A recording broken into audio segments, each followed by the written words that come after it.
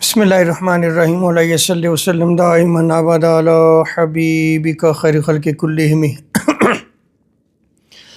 اللہ تبارک و تعالیٰ کا بے پایان لطف و کرم اور احسان عظیم ہے کہ جس نے ہمیں آج کی بابرکت محفل میں اکٹھے ہونے کی توفیق عطا فرمائی، سب سے بڑھ کر یہ کہ ہمیں دولت ایمان سے بہرامند فرمایا۔ آج ہم مرد اور عورت کے سطر کے حوالے سے گفتگو کریں گے۔ ہمارے بہت زیادہ دوست و احباب بالخصوص جو ہماری نوجوان نسل ہے وہ ان امور سے ناواقف ہے، اور دین کو سیکھنا ہر مسلمان پہ فرض ہے، لازم ہے۔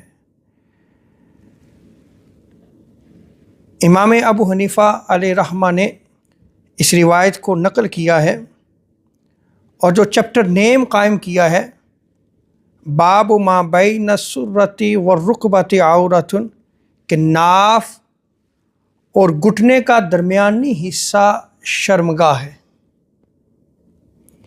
اس کے تحت امام ابو حنیفہ علیہ رحمہ روایت کو نقل فرماتے ہیں۔ حضرت عبداللہ بیان کرتے ہیں قال رسول اللہ صلی اللہ علیہ وسلم ما بین السرۃ والرکبۃ عورۃ، کہ ناف اور گھٹنے کا درمیانی حصہ شرمگاہ ہے۔ تو یہاں پہ آپ شرمگاہ کی تعریف کو سمجھ لیں کہ ناف اور گھٹنا، اس کا جو درمیانی حصہ ہے، حدیث مبارکہ پہ آپ غور کریں، اس کے درمیانی حصے کو آقا علیہ الصلوۃ والسلام نے کیا ارشاد فرمایا ہے؟ شرمگاہ ہے۔ تو شرمگاہ کو چھپانا لازم ہے۔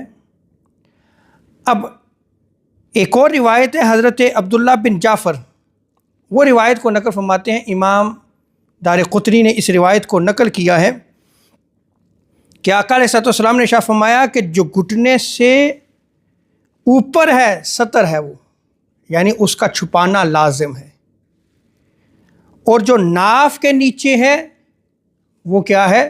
سطر ہے۔ اور حضرت مولا علی المرتضیٰ کرم اللہ وجہ کریم سے روایت کو نقل کیا کہ آقا علیہ الصلوۃ والسلام نے ارشاد فرمایا گھٹنا بھی سطر ہے۔ تو جو روایات میں نے آپ کے سامنے رکھی ہیں ان پہ آپ ذرا غور فرمائیں کہ ناف کے نیچے سے لے کے گھٹنے تک یہ سارا حصہ کیا ہے؟ شرمگاہ ہے۔ اس کو چھپانا لازم ہے، واجب ہے۔ اور سطر کہاں سے؟ مرد کے لیے یہ یاد رکھ لیں کہ ناف کے نیچے سے لے کے گھٹنے کے نیچے تک۔ ہمارے ہاں جو شورٹس چلتی ہیں، خاص طور پہ یہ جو گرمیوں میں ہمارے بچے پہنتے ہیں، اس میں اگر گھٹنا ننگا ہو جاتا ہے تو اس کی شرمگاہ کا حصہ ننگا ہے۔ وہ جو سطر واجب ہے اس مرد پہ، وہ اس پہ عمل نہیں کر رہا۔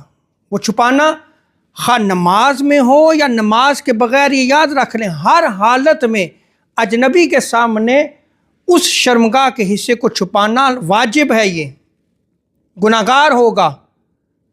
اور امام ابو حنیفہ علیہ رحمہ کے نزدیک گھٹنا بھی جو ہے یہ سطر میں شامل ہے، جیسا کہ میں نے ابھی آپ کے سامنے روایت کو نقل کیا کہ حضرت مولا علی رضی اللہ تعالی عنہ وہ بیان کرتے ہیں کہ آقا علیہ الصلوۃ والسلام نے ارشاد فرمایا گھٹنا بھی سطر ہے۔ تو گھٹنے کو چھپانا بھی جو ہے وہ واجب ہے۔ اور اگر نماز آپ پڑھتے ہیں اور نماز کی حالت میں چوتھائی حصہ آپ کا ننگا رہتا ہے، جو سطر ہے آپ پہ لازم ہے، واجب ہے، آپ اس پہ عمل نہیں کر سکتے، تو آپ کی نماز بھی فاسد ہو جائے گی۔ نماز کو جو ہے وہ آپ لٹائیں گے دوبارہ۔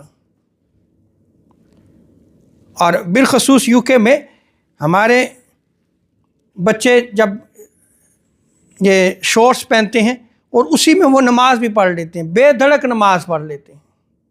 جب آپ کا سطر نہیں ہے تو آپ کی نماز بھی نہیں ہے۔ اب یہ کس نے سمجھانا ہے؟ ظاہری بات ہے کہ کہ والدین کی ذمہ داری ہے کہ وہ اپنے بچوں کو سمجھائیں، اسلام کی تعلیم دیں۔ مدارس میں یا مساجد میں بچے آتے ہیں، اساتذہ کا کام ہے کہ وہ سمجھائیں،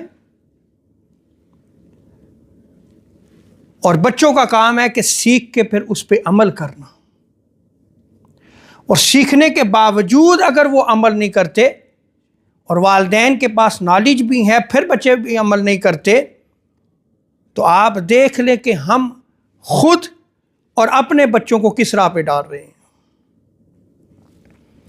یہ تو مرد کے سطر کی حوالے سے جو ہے وہ گفتگو کی ہے۔